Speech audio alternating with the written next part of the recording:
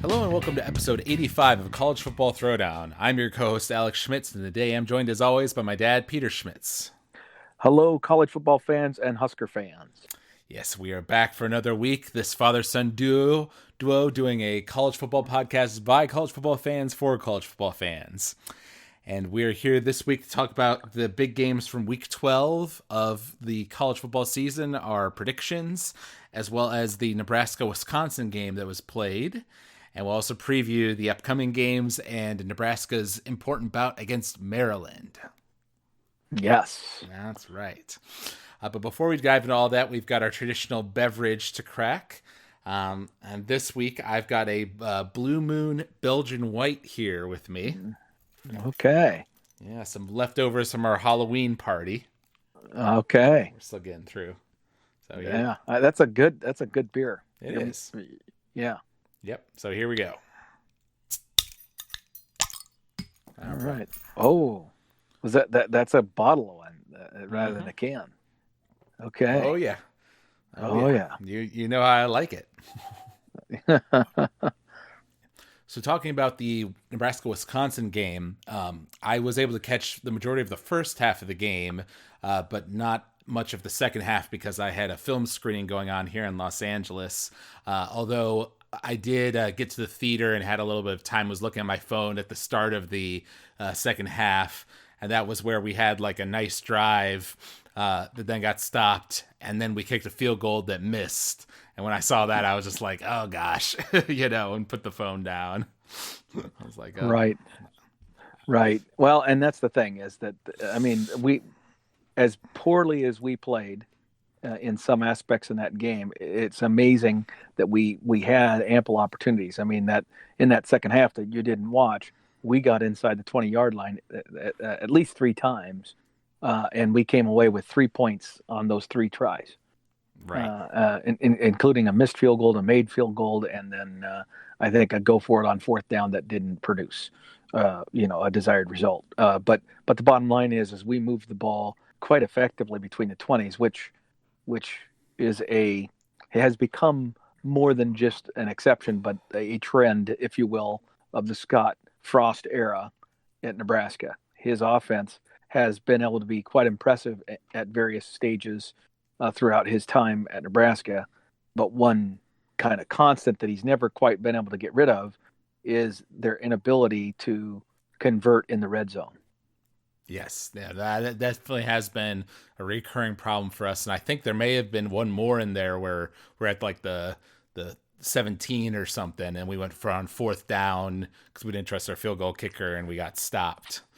So there may be one more to add to that list for you. Right. I mean, it's just, it's really sad because in some respects, despite all the horrible things that happened in the game, the just the ridiculous poor tackling, the lack of just fundamental football that we seem to exhibit, particularly on defense, but really on both sides of the is just mind-boggling to me. It's like I wish that Scott would literally take a week and stop scheming and really curtail his offensive game plan so that, and maybe this is the week he does it, just really simplify things and just work the entire week on fundamentals like tackling, like understanding leverage, when you're trying to, basically anchor or set the corner of your defense, whether you're a defensive end, outside linebacker, or a blitzing corner who's responsible for doing it, somebody that actually knows what the hell they're doing and how to do it. Because right now it doesn't look like we have that ability. Mm-hmm. And then special teams, understanding circumstance and knowing what you're supposed to do and when it's appropriate to do it and not do it. It's right. Like our guys have never reviewed that shit. Right. Well, it just blows me away. So the missed tackles were disgusting me as well. And I got really frustrated that in the second quarter when Jonathan Taylor was just starting to run all over the field on us. And I was mad at our special teams because we had some legitimate momentum coming off of where we had gone up to 14 points. and we had some serious momentum going, and then we kick it off, and the guy returns it back for a touchdown immediately, Right. taking the momentum out of our sails. But to the special teams' credit, the previous week, they had done well for us. They got some blocked punts. We were winning Yep. the field possession game there by a significant margin. So that was a game where the special teams did their job well, and it was the offense that couldn't capitalize on it. That is true. Then this time, offense is playing better and special teams messes up. So it's like, and that's part of the trick of being a good team is be able to consistently have all three areas of your game and your team performing well. Because we've kind of had it in a weird state where like one part of our three Trinity is usually doing well, but then the other two are not, and it's like it kind of shifts from week to week based on our opponent and who's playing well. And yeah, that's tough. Right. It is. And it just, it calls into question, what are we coaching these guys and why is it taking them so long to figure it out? I'm tired of our apparent inability to get young talent ready, quote, quote, ready to perform. Okay. Mm-hmm. When I witness other teams doing it consistently, and I get, and I respect and understand that the Big Ten is different than most other conferences in that, other than the SEC, I would say, it's a conference where you have to, tighten your chin strap every week. You're going to be going up against a team that's talented and that is well coached every single week. And you're not going to have the benefit of the fancy footwork rules that appear to be in play and in conferences like the Big 12, where it's just basically basketball on grass running up and down the field. Excuse me. So, basketball on grass. Yeah. I mean, that's what, and the problem is that now that Nebraska finds himself in that kind of a league with a coach, that's what he did. He coached in those kinds of leagues. He coached in, his collegiate coaching career was mostly spent at Oregon, which was part of the Pac-12 in the era of Oregon's, high, fast speed offense, where very little defense was being played and they just outscored people. And then he went down to Central Florida and he did basically the same thing in the AAC, where basically it was a, whoever has the ball last wins kind of a league for a couple of the years that he was coaching down there. And now he finds himself in a league that's brute force, physical trauma kind of stuff. And he is struggling to adjust. Mm-hmm. Right. But once again, like you said, though, we were in the position to win this game if we were able to convert on our red zone opportunities or even have a competent field goal kicker who could consistently make the 40-yard and inwards field goals, because if we could get field goals on all those times that we got close, then those add up and now it's a closer game and we're within one score near the end of the game. Right. So, yeah, absolutely. And here's the thing is that we were playing a team that's very well coached. They just are. Wisconsin knows who they are. They know what they're wanting to do, both offensively and defensively. The interception that Adrian threw that was devastating, swing of momentum in the second quarter.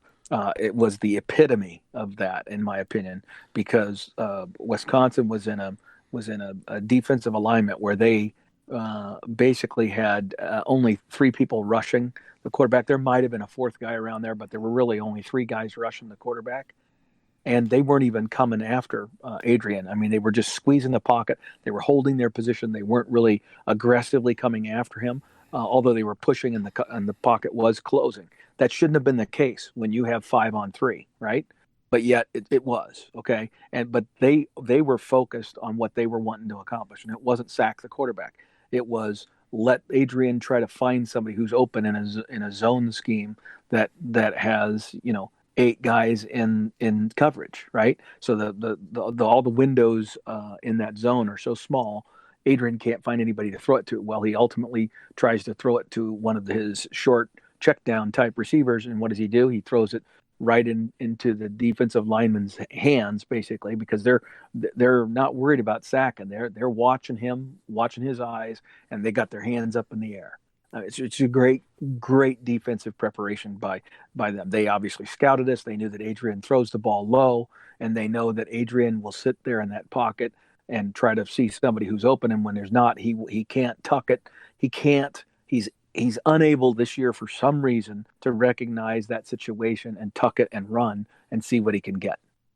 He only seems to decide to tuck it and run after the pocket has collapsed, or people are almost on him and he can go. You know what I mean? Right. So it's just crazy. Well, now once again, in defense of Martinez, from what I was watching, in the earlier parts of the game, when like we got those two scores early on, you could tell that he was making quicker decisions than he was in the last week's game, and he had some nice runs where he, they were either designed runs or he chose to run and made the decision quickly, which was the problem in last week's game. The previous week's game was that he was just thinking too much. He had too much indecision.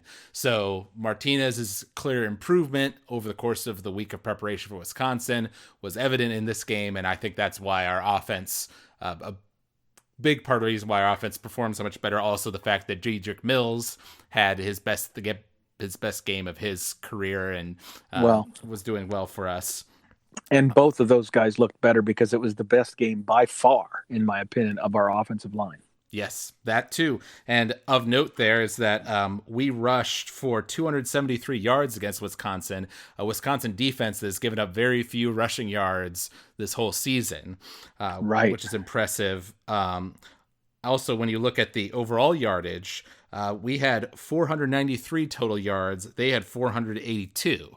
So we actually had a little bit more than them in terms of total yards, which goes to show all those drives where we drove the ball, but then weren't able to get points out of them. That was the real key of the game. Yep.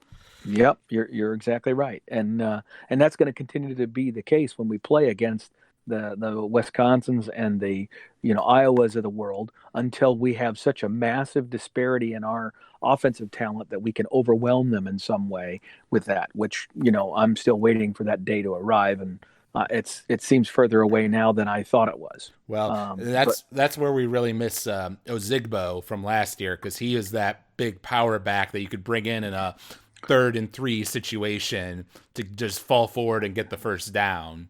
Yes. Well, and we had hoped that this Mills guy was going to be that player, and then we were going to have the the changeup that would have been Washington, and then we were going to have these other guys that we were going to be able to fill in here and there and give them maybe 5 or 6 snaps a game. Now we find ourselves having to play Mondell at running back way more than he's capable of doing, because he's injured all the time, because he's not physically big enough to take the pounding in the Big Ten. Now, again, a guy like that playing in the Big 12, guy would be an All-American already this year if he was playing on one of those teams and in a league where they everything's so wide open and they allow so much space to happen because of how they ref the defensive backs. So I don't know. It's a very different set of circumstances, and I'm still looking forward to the day when Scott's able to execute that at Nebraska. Right.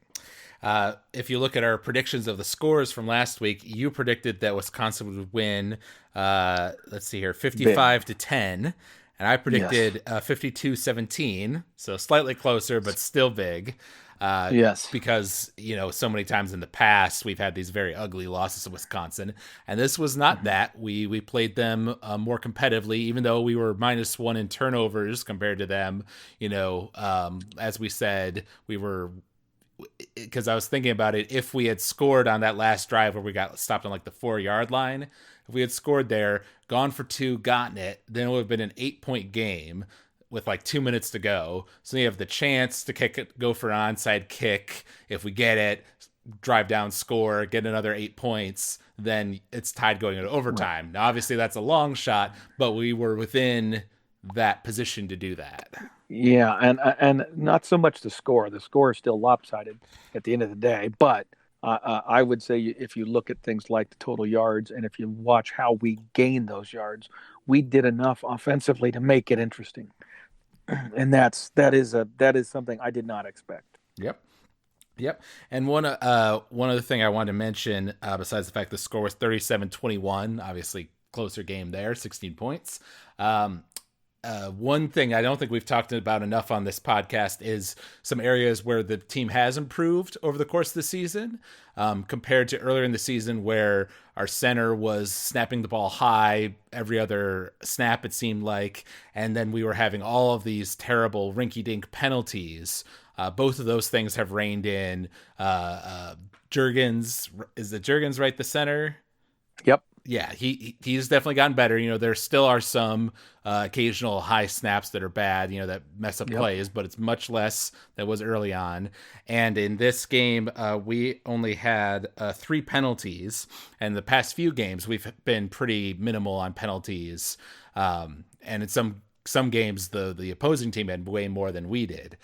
So that's another area where I have seen improvement from our guys.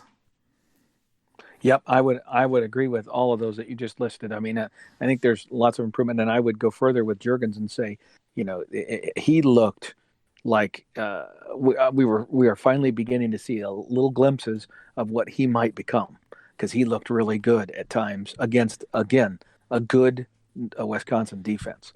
But he was moving well. He was getting to the second level. He was doing a lot of good things, and so that's a glimmer of hope for me about what our offensive line is going to look like. Right. And an interesting decision from the athletic department is that they announced just before the game that Scott Frost was getting a 2-year contract extension. And I believe he already had 7 years from the start, so he still had 5 years left of his old contract. But I think that was more of just a message of faith, like Scott's our guy, we're sticking with him. Nebraska fans stop freaking out, that kind of thing. Exactly. That's exactly what that was. That was a message that the athletic director was sending to say, because the irony of that, of course, is that with our AD being as old as he is, he's not likely to be around 7 years from now. I would be shocked if Moose is still our AD in 7 years. But what he was trying to position himself for was to say, hey, guys, relax. We understand this is going to be a process. I am very happy with what Scott is doing and how he's doing it, and we're just going to have to be patient. So it was a message of patience. Yep. And I think that, although it's obviously disappointing that we lost, and sometimes it's almost tougher to lose when you're in a position to win versus just getting blown out. It could be like, well, they were just the better team, that sucks, but what can you do? Versus if you play hard against the team and are in a position where you can win and you still lose, it almost kind of hurts more in a way. But the positive signs we've seen on the offensive line and with Martinez's play, hopefully we can see those improvements carry over into these last 2 games and give us our chance to go bowling to end out the season. Right. Yeah, exactly. So all of a sudden, this Maryland game next week, or this week, I should say, becomes super important. Very important. So then getting into week 12 of college football, there was a lot of big games from this weekend that happened. And this wasn't a particularly significant game. Alabama played against Mississippi State and won 38-7. But near the end of the second quarter, during like a 2-minute drill, Tua, their star quarterback, got sacked by 2 big guys and had a hip dislocation or some sort of major hip injury. He had to be flown out of there to a better hospital, do surgery on him. I believe the surgery went well, thankfully. He seems to be doing much better, but he is not playing for the rest of the season. And obviously a sad kind of story for him, given that he was almost certainly going to be one of the top draft picks if he was going to go pro at the end of this year. So what are your kind of takes on the Tua situation? I would agree with you, and I know that I mean that it's obviously very significant and disappointing for him in that the recovery from a hip injury again. It's an injury that if handled properly guys can come back from.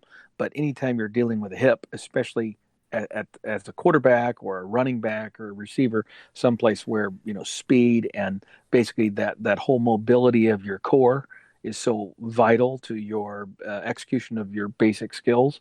You don't know how that's going to play out, right? That even though he comes back with the corrected hip and everything like that, and works hard and does his rehab, it's still a question mark about whether or not he's going to have some lingering pain issues or just stiffness that keeps him from having the mobility that he needs to be the guy he was before the injury. So that's a disappointing thing, and I know that Nick Saban, I'm the first one to bash Nick any chance I get, and I'll try to do that later on in this podcast if I can. But I'm going to defend him a little bit in that of course people were really questioning what he was doing, having his star quarterback in the game when they had it comfortably in hand. I believe the score was like 35-7 or something like that at the time that the injury occurred there, but it was only second quarter. See, and so my answer to that would be that typically, he might have been able to throw another quarterback in there, but he was wanting to take the opportunity to get his first team offense to exercise a 2-minute drill, which they maybe don't have that many opportunities to do in a game because they're winning by so much, right? And so he chose to do that, and that bad thing happened. But you know what? I'm not going to second guess Nick in that situation. I think a lot of coaches would have done it the way he did it. That Tua would have been out there, whoever was the coach. Right.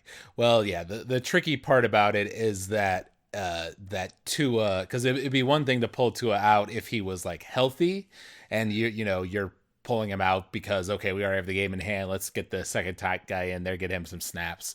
But the fact that Tua was clearly playing hurt against LSU and got sacked numerous times and was, clearly hurting in the LSU game, that's where it becomes more questionable. But I also understand it from that coaching perspective. Like even against a lesser team, a 2-minute drill in a real game is way different than doing it in practice.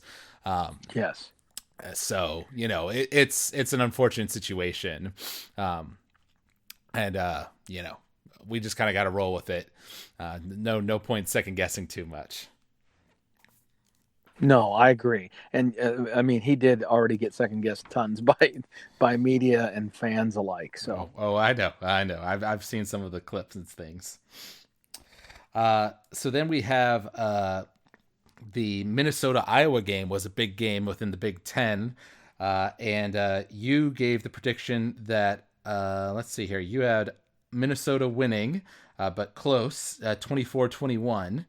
And I knew that was going to be tough. I knew it was going to be a tough game. Yep, and I had them winning by a little more, 31-24. But we were both wrong because it ended up being a 23-19 victory for Iowa over Minnesota. Right. And again, it was one of those things where Minnesota had chances to come back. I mean, Iowa got out to an early lead, and then but Minnesota hung in there, played tough, hung in there, but they just made too many mistakes. And you give an Iowa team a lead like that, where they can sit on you and they can shorten the game with their offensive play calling and just grinding out first downs, and you're gonna be in for a long and effective kind of day. Now, because Minnesota had a pretty decent running game, and then they had their two great wide receivers, they were able to do some stuff. But it just it wasn't enough. It was just too little, too late. Yep, and it was at Iowa, so we knew that was going to be a challenge for them, considering they've done so well at home this year for Minnesota. So kind of a bummer for them. I believe they dropped to number 10 in the rankings.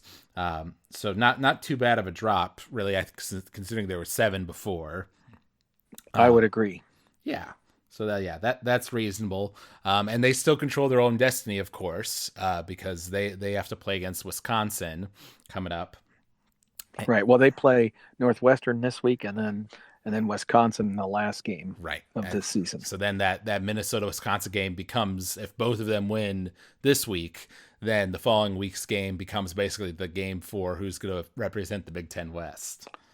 Well, but I think if Minnesota wins this week at Northwestern, I think they've got it. But Because go ahead. well, I was going to say because I thought that Wisconsin has 2 losses right now, and Minnesota only has one. But if Minnesota loses to That's true. Wisconsin, they both have 2 losses, and Wisconsin wins the We have tiebreaker. the head to head. Yeah. Yeah, Yes. you're right. You're right. I was thinking that if they won this weekend, but you know what? You're right as you walk through that with me. Yep. Yeah, that's true. Huh. Interesting. Well, that's going to be huge motivation for Wisconsin. Oh yeah. Yep. Well, yep. They're playing for their lives right now. Both That's right. both teams control their own destinies. Wow. Yeah. Another big game which we talked about on the podcast was the Georgia Auburn game. Yes. Yes, and I predicted that Georgia was going to win 38-24. Was you predicted a 35-33 victory for Georgia, much closer game. And I'm pulling up the score right here because I didn't write it down like I'm supposed to. Ended up being closer, 21-14. Right. So a little But lower scoring. it was well, and it was a weird game in that I believe the score was Georgia went out to like a 21-0 lead, and then Auburn worked their way back, and then they kind of slap each other around, but didn't do much in terms of scoring after that. In the fourth quarter kind of thing. It wasn't a blow it open in the fourth quarter kind of game. It was very defensive. Right. Yep. So, yep, Georgia kind of staying in there, even though they've got their one loss. They're kind of those SEC teams that's still in the hunt, as it were. Right, right.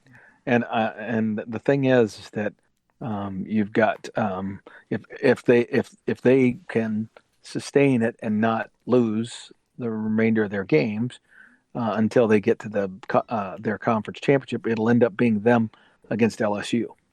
Mm-hmm.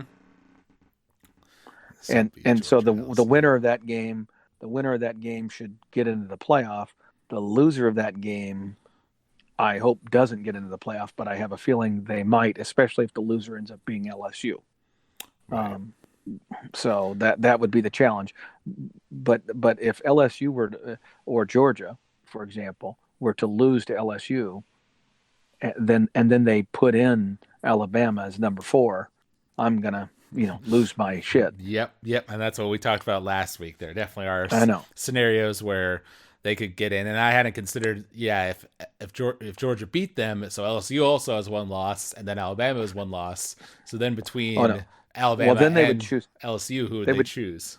No, they would choose LSU because of the head-to-head. Yeah, The scenario that I would fear is LSU winning, and then Georgia having 2 losses. Okay, because they played in the conference championship game versus one loss, having not played in it. That Georgia would drop below Alabama in that scenario, and all of a sudden Alabama sneaks up into number 4 and gets it done. Because in all likelihood, Ohio State's going to be playing, assuming that they win this weekend, then I think that pretty much secures it for them. If they go undefeated and beat, Penn State, Michigan State, or Michigan, and then have to play Minnesota or Wisconsin and beat them, Ohio State's in, right? But whoever loses that game, Wisconsin or Minnesota, even if Minnesota has only one loss, you're not putting Minnesota in as the second team. You know what I mean? Over no, Alabama. no, That ain't happening. no, definitely So not. Definitely not. Well, then we aren't talking about any of the Big 12 teams in that playoff discussion, and or Pac-12. and well, there was an important game this weekend in regards to that. Baylor had to play against Oklahoma, a real test to their undefeated season, and they ended up losing 34-31. Oklahoma won that game. Right. But what's crazy is that the score at one point in the game was Baylor 28, Oklahoma 3.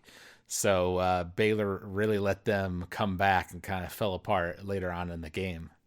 Yes, they did. Yes, they did. And that's huge for that league and huge for Baylor because now you've got a Oklahoma team that's already been dinged by a loss to a Kansas State team that is not even ranked. So and a near loss to Iowa State, I believe. Oklahoma almost lost to Iowa State. So Yes. Oklahoma's not looked that impressive. So I don't see them being in the mix for that top four, on the face of it.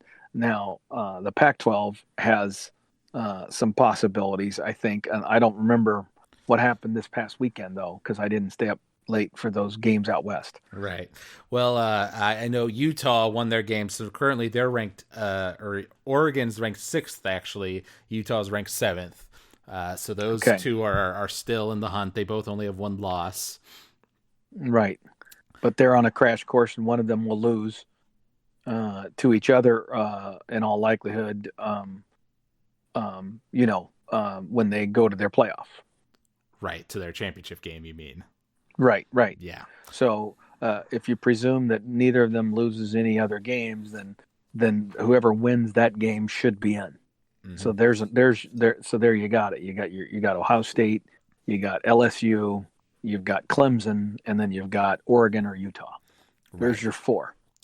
Right. Yeah. And it seems to me if let's say if Ohio State wins, if Clemson win, if LSU win, okay, so those three are all in the playoff. And then you have the one loss Alabama still kind of hanging out. Uh, Right.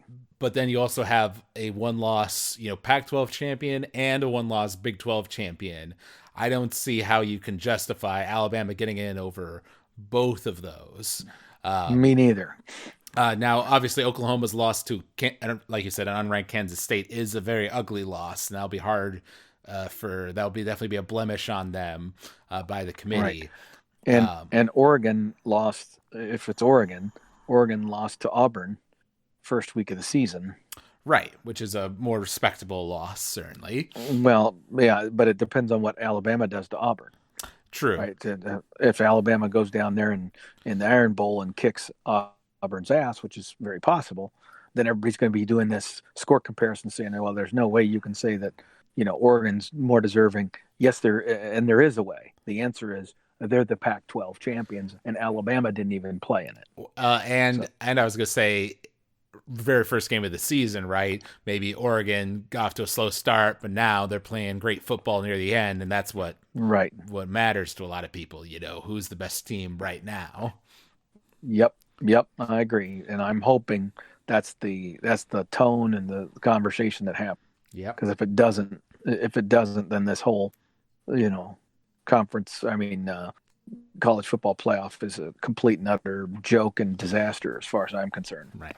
And then the last game we predicted last week was the rivalry game from our state, the state you raised me in, Michigan versus Michigan State. I predicted that Michigan would win 42-21. You predicted 49-17. But the final score ended up being 44-10. So pretty brutal on the part of Michigan. Like you say, that they're a team. Speaking of teams that found their footing after their loss to Wisconsin, Harbaugh seems to have kind of gotten them together. So it's a combo of that along with Michigan State just not having a good season. Yeah. And I saw a statement that D'Antonio said that he is planning on coming back next year. Oh yeah. I think he is. The question is going to be, is he prepared to make changes now on his staff? Because last year, he had pressure because this is now his second year in a row where with kind of underperforming, for lack of a better term, and they came into this season. If you wanted to make an argument that there was somebody who was more of a disappointment than we are, it would be them. um, just because they came into the season with an expectation that they were going to have one of the best defenses in the country. They knew they had some struggles offensively, but they blamed that all on lots of injuries, and so there was quite a bit of expectation that Michigan State was going to have a bounce back season, and they didn't. Mm-hmm. Yep. They did not. So we'll have to see how things go there. That's always kind of a tough situation because D'Antonio is the best coach Michigan State's ever had. But then, so he's got that goodwill built up. But then at the same time, if it's but if you're not doing it for me lately, or if you're not willing to fire your coaches who aren't up to our standards, then we have to have a tough conversation here. Right. Exactly. Yeah. Exactly. Yep. And then last game to talk about would be Texas versus Iowa State. And Iowa State ended up winning 23-21. I think I saw a lot of people in that thread complaining about Tim Beck, which is a complaint we can be sympathetic to as Nebraska fans. Yes, exactly. No, yeah, I think his time at Texas is nearing its end. Yeah, yeah, but I forget, where was he after Nebraska and before Texas? He was somewhere else prominent as well. Um, Ohio State. That's right. Yeah, it was at Ohio State. Yeah, I don't know and how. they hated him, and they hated him there. I know they did, but he must be a great like people person or have great He, connections or oh, something. well, he is. He's a good recruiter. He's a super, super communicator, great personable guy, and he's actually a very good X's and O's coach. As long as you don't actually have him calling plays on game day, if you just want him to organize and create an offense for you, and then have somebody else call the plays, that would be a great scenario because he really does do a lot of creative things offensively. But Mm, but his inability to put together a game plan and a series of plays that works is just easily duplicatable, and the results are bad. yes. He just needs to get away from the on game day play calling. Yep. Agreed. So then this upcoming week 13 of college football, there are a couple big games worth talking about. Not as many as we might like, considering that this is when the SEC is playing a lot of their patty cake games, since they don't play a 9-game conference schedule. But the big game, of course, is Penn State, Ohio State. That's where College Game Day is going to be. Obviously, a big challenge for Ohio State to keep their undefeated season going. They've got Penn State and then Michigan the week after. So now's their time to really prove if they're championship worthy. And if they beat both Penn State and Michigan, I bet you they'll be the number one ranked team after that playoff ranking. Oh, you think? Oh, Oh, no, so I'm for not. sure. Even with unless LSU loses, I don't think LSU is losing that number one ranking. Or Well, is Ohio State already? Where is it? It's Ohio's two yes, Ohio State's two, and LSU's LSU's one. one. But I'm going to look at their LSU schedule real quick. I don't think before the championship game, I don't think they play anybody else of big note. Right? They play Arkansas and then they play Texas A&M. So, Yeah, you're right. and Ohio State was number one before LSU beat Alabama. So especially if Ohio State wins impressively against Penn State and Michigan, I think there's no question they're number one. Yeah, I like it. Yeah. Well, we'll have to see if that plays out. Right. Well, and then the other big game is Texas against Baylor. Both of them coming off of disappointing losses the week prior. And I think for obviously Baylor's real shot was to get through their season undefeated. Now they've got one loss. So if you're a Big 12 fan, you really want Baylor to win that so they can at least stay in the conversation. If Texas beats them, then Baylor's definitely out for sure. I would agree. Yeah. I would totally agree. So what's your prediction for that Penn State Ohio State game? Well, I believe that game is that at Happy Valley? I'm looking it up right now. Hold on a Okay. second. I don't remember the location of that game, but I believe Ohio State is Ah, significantly better. it is at Ohio State. It's at Ohio State. So Ohio State gets both that and the Michigan game at home. So they get a finish with two big ones. I'm even more comfortably say Ohio State's going to win this game, and it's going to be comfortable. It's going to be like 17-point victory. So what would that be? I'm going to say it's going to be 35, and what would that be? 35-17. Okay. 35-17. And we didn't mention it, but it's worth noting that Penn State played last week against Indiana and won, but it was 34-27. So Indiana put some points up on them. Yes, exactly. Penn State got beat by Minnesota. They're a good football team, sound football team with some incredible individual players, but I don't believe they have the offense and the quarterback to be a real threat to Ohio State. Mm-hmm. Cool. I'm going to go ahead and predict that Ohio State will win. I'm going to go a little higher scoring, say 42-21. Uh, Ohio State will beat Penn State. Okay. All That right. sounds like a reasonable number too, I would say. I would say so. And so then lastly, of course, we've got our Nebraska's game against Maryland, which is at Maryland. Um, Now they haven't had a great year themselves, but they have had. I think you've described them as having kind of like being inconsistent. You know, they look great in some games and having great offensive performances, and then looking really bad in others. So, what's your kind of position on them here late in the year? Well, here's the thing. Uh, I'm conflicted because I have that Nebraska fandom in me that doesn't allow me to be as objective as I should be in situations like this. And I am intrigued by what I saw from Nebraska's offense last week in their game. However, there are a few cautionary things. Number one, our record away from Lincoln under Scott Frost is horrific, with the only victory coming against Illinois in that squeaker where we had to come from behind quite a bit. And we are just mistake prone. We have been just disasters on the road. The laying of the egg at Minnesota. So there's nothing in the 2 year history of Scott Frost as our head coach that would lead me to believe that I could reasonably expect that Nebraska would go on the road, which is a long way, right, all the way out to Maryland, and play a good game on the road. Okay. It's almost like we have to accept that we're going to have to overcome an average performance and still get a victory. And I think that's just the way it is. In addition, Maryland had one of their bye weeks last week, so they've had 2 weeks to prepare for us Mm-hmm. and get healthy, which at this point in the season I think is critical for them.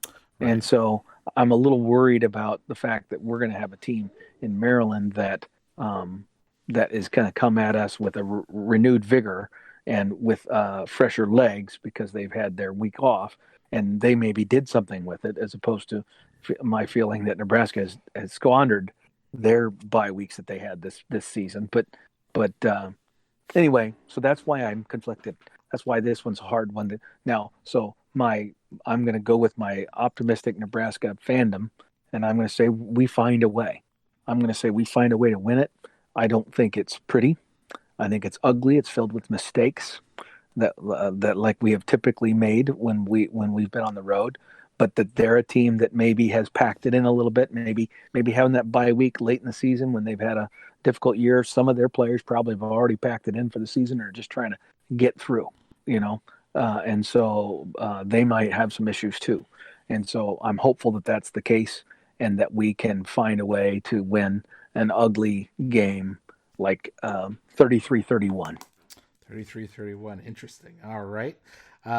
Yeah, looking at their schedule, they only have 3 wins this year. Mm-hmm. And you are correct. They had a bye week last week. But I think it might be significant that the 3 games they played before their bye week were Minnesota, where they lost 52-10, Michigan, where they lost 38-7, and then Ohio State, where they lost 73-14. So they basically got beat up on for 3 weeks straight. Right. And then they got a bye week, which definitely will let them rest up, get healthier, have more time to game plan against us, which is worrying. I'm not sure what their injury situation is per se, but I can't believe they got through those 3 games without having some guys go out hurt. I also have that optimism, and we've said it many times this season, but this is a must-win game for Nebraska. If we win this game, then our chances of getting to 6 wins is still alive, and we've got that destiny in our hands for our final game against Iowa. And I think that if our offense is able to carry over the improvements we saw against Wisconsin into this Maryland game, they've clearly shown that they can give up big points to other teams. So I think that we will find a way to win. It may be a high-scoring game, but I'm going to predict that Nebraska will win, let's say 42 to 31. Okay. Wow. That would be awesome.